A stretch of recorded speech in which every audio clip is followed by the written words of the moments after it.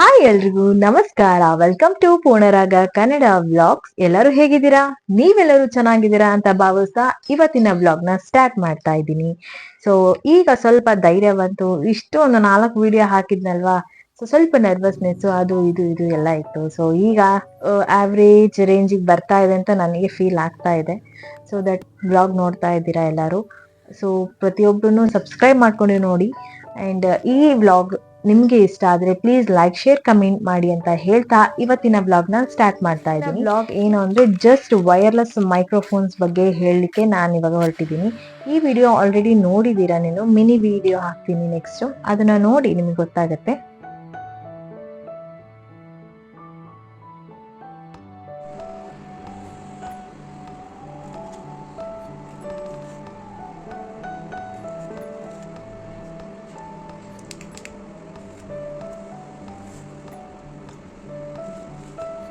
ಈ ಪ್ರಾಡಕ್ಟ್ ನಿಮ್ಗೂ ಬೇಕಿದ್ರೆ ಡಿಸ್ಕ್ರಿಪ್ಷನ್ ಅಲ್ಲಿ ವಾಟ್ಸ್ಆಪ್ ನಂಬರ್ ಇರುತ್ತೆ, ಅಲ್ಲಿ ನೀವು DM ಮಾಡಿ. Already K9 ಕಂಪ್ನಿಯವ್ರದ್ದು.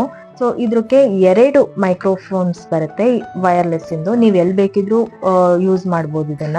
ಅಂಡ್ ಇದಕ್ಕೆ ಒಂದು ಮಿನಿ ಐಫೋನ್ ಕನೆಕ್ಟರ್ ಕೂಡ ಇದೆ. ಮತ್ತೆ ಆಲ್ರೆಡಿ ನಾನು ಮೊಬೈಲಿಗೆ ಹಾಕಿದ್ದೀನಿ ರಿಸೀವರ್, ತೋರಿಸ್ತೇನೆ, ಅದು ಕೂಡ ಸಿಗುತ್ತೆ. ಒಂದು ಚಾರ್ಜಿಂಗ್ ಇಂದು ವೈರ್ ಕೊಟ್ಟಿದ್ದಾರೆ. ಸೊ ಇವಿಷ್ಟನ್ನು ಯೂಸ್ ಮಾಡಿ ಯಾವ ರೀತಿಯಾಗಿ ಔಟ್ ವಾಯ್ಸ್ ಅಂದ್ರೆ ಎಕೋ ವಾಯ್ಸ್ ಆಗಿರ್ಬೋದು ಅಥವಾ ಡಿಸ್ಟರ್ಬೆನ್ಸ್ ಆಗಿರ್ಬೋದು, ಇದು ಯಾವುದು ಕೂಡ ರೆಕಾರ್ಡ್ ಆಗಲಿಲ್ದಂಗೆ ನಮ್ಮ ವಾಯ್ಸ್ ಮಾತ್ರ ರೆಕಾರ್ಡ್ ಆಗುತ್ತೆ. ಅಂಡ್ ನೀಟಾಗಿ ಕ್ಲಿಯರ್ ಆಗಿ ಕೂಡ ರೆಕಾರ್ಡ್ ಆಗಿ ವಿಡಿಯೋದಲ್ಲಿ ರೆಕಾರ್ಡ್ ಆಗ್ತಾ ಇರುತ್ತೆ. ಯಾವ ರೀತಿ ಇದನ್ನ ಅಪ್ಡೇಟ್ ಮಾಡೋದು, ಸೆಟ್ಟಿಂಗ್ಸ್ ಮಾಡೋದು ಅಂತ ನಿಮ್ಗೂ ತೋರಿಸ್ತೀನಿ, ಬನ್ನಿ. ಆಗಿದ್ರೆ ಮೊದಲಿಗೆ ಸೆಟ್ಟಿಂಗ್ಸಿಗೆ ಹೋಗಿ, ನೆಕ್ಸ್ಟ್ ಅಡಿಷ್ನಲ್ ಸೆಟ್ಟಿಂಗ್ಸಿಗೆ ಹೋಗಿ ಡೆವಲಪರ್ ಆಪ್ಷನ್ಸ್ ಒತ್ತಿ ಸ್ವಲ್ಪ ಕೆಳಗೆ ಬಂದರೆ USB ಡೆಬ್ಲಿಂಗ್ ಅಂತ ಇದೆ, ಅದನ್ನು ಪ್ರೆಸ್ ಮಾಡಿ ಸ್ವಲ್ಪ ವೆಯ್ಟ್ ಮಾಡಿ. ಈಗ ರಿಸೀವರ್ ಇರುತ್ತೆ, ಇದಕ್ಕೆ ರಿಸೀವರ್ ಅನ್ನೋದು. ಇದನ್ನು ನೀಟಾಗಿ ಕನೆಕ್ಟ್ ಮಾಡ್ಕೊಳ್ಳಿ. ಕನೆಕ್ಟ್ ಮಾಡಿದ ತಕ್ಷಣ ನಿಮಗೆ ಈಗ ನೋಡ್ತಾ ಇರ್ಬೋದು, ರಿಸೀವರಲ್ಲಿ ಒಂದು ರೆಡ್ ಕಲರ್ ಬ್ಲಿಂಕ್ ಆಗ್ತಾ ಇರುತ್ತೆ. ಸೊ ನೋಡಿ, ರೆಡ್ ಕಲರ್ ಕಾಣುತ್ತೆ. ಈಗ ಕನೆಕ್ಟ್ ಆಗಿದೆ ಅಂತ ಅರ್ಥ. ಈಗ ಮಿನಿ ಮೈಕಲ್ಲಿ ಒಂದು ಬಟನ್ ಇರುತ್ತೆ, ಆನ್ ಆ್ಯಂಡ್ ಆಫ್ ಇರುತ್ತೆ. ಸ್ವಲ್ಪ 1-2 ಸೆಕೆಂಡ್ಸ್ ಪ್ರೆಸ್ ಮಾಡಿದರೆ ಗ್ರೀನ್ ಲೈಟ್ ಆನ್ ಆಗುತ್ತೆ.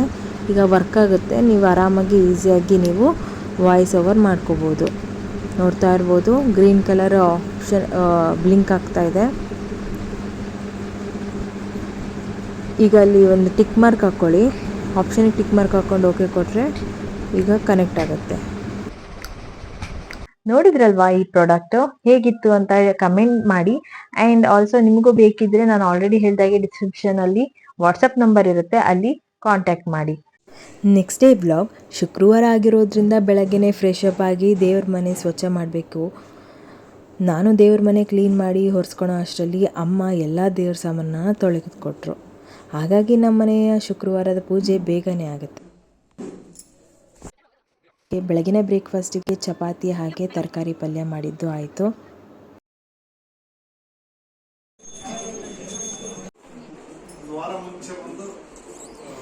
ಊರಿನಿಂದ ನನ್ನ ಅಕ್ಕ, ಅಣ್ಣ ಹಾಗೆ ದೊಡ್ಡಮ್ಮ ಬಂದಿದ್ದರು. ತುಂಬಾ ಖುಷಿ ಆಯಿತು.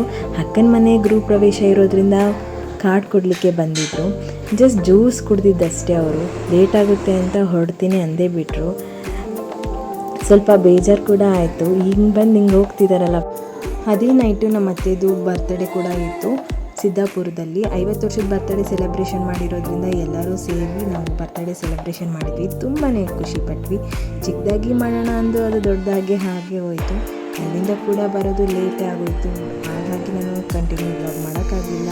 ಅದು ನೆಕ್ಸ್ಟ್ ಡೇ ಮಾರ್ನಿಂಗ್ ದೋಸೆ, ಪಲ್ಯ, ಚಟ್ನಿ ಮಾಡೋಣ ಅಂದ್ಕೊಂಡು ಇದನ್ನೆಲ್ಲ ಹೆಚ್ಚಿಟ್ಕೊಂಡು ಫಸ್ಟಿಗೆ ಚಟ್ನಿಗೆ ಮೆಣಸಿನ್ಕಾಯಿನ ಹುರ್ಕೊಂಡ್ಬಿಟ್ಟೆ ಅದೇ ಬಾಣಲಿಗೆ ಎಣ್ಣೆ, ಕಡಲೆಬೇಳೆ, ಸಾಸಿವೆ, ಜೀರಿಗೆನ ಹಾಕಿ ಚೆನ್ನಾಗಿ ರೋಸ್ಟ್ ಮಾಡಿ, ಕರಿಬೇವು, ಹಸಿಮೆಣಸಿನ್ಕಾಯಿನ ಹಾಕಿ ಕೂಡ ಚೆಂದ ರೋಸ್ಟ್ ಮಾಡಿ, ಈರುಳ್ಳಿ ಕೂಡ ಹಾಕಿದೆ.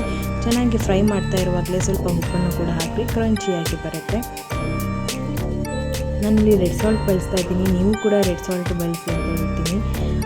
ಎಲ್ಲ ಚೆನ್ನಾಗಿ ಸ್ವಲ್ಪ ಅರಿಶಿನ ಹಾಕಿ ಚೆನ್ನಾಗಿ ಅದನ್ನು ಫ್ರೈ ಮಾಡ್ಕೊಳ್ಳಿ. ನಂತರ ಉಪ್ಪಾಕಿ ಬೇಯಿಸಿಟ್ಟ ಆಲೂಗಡ್ಡೆನ ಸ್ಮ್ಯಾಶ್ ಮಾಡಿ ಚೆನ್ನಾಗಿ ಮಿಕ್ಸ್ ಮಾಡ್ಕೊಳ್ಳಿ.